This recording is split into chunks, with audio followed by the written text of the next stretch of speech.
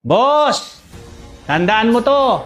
Ang unang partner mo sa negosyo mo, hindi yung investor mo, hindi yung supplier mo, hindi yung customer mo, kundi yung empleyado mo. Sila ang frontliner ng negosyo mo. Sila ang unang nakikita ng kliyente. Sila ang nagdadala ng pangalan mo araw-araw.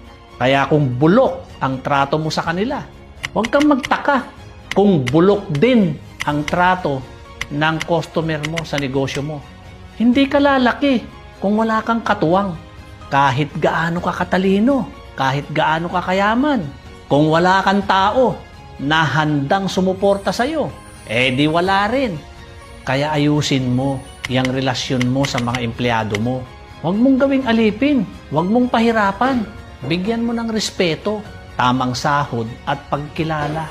Kasi kung sila ay masaya, gagawin nila lahat para lumago yung negosyo mo.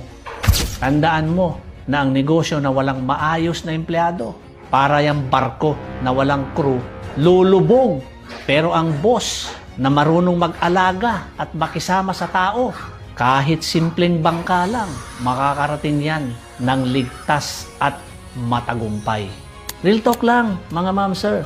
Kung gusto mong tumagal yung negosyo mo, huwag puro yabang. Alagaan mo yung mga empleyado mo dahil sila ang tunay na lakas ng kumpanya mo. Yo! Ito si Lars. Kasama mo sa bawat hakbang. Sa bawat pakot simento, may pangarap na tinatayo. Lars Services at Lars Home Builders. Tibay, sipag at puso, yan ang aming tatak. Tibay.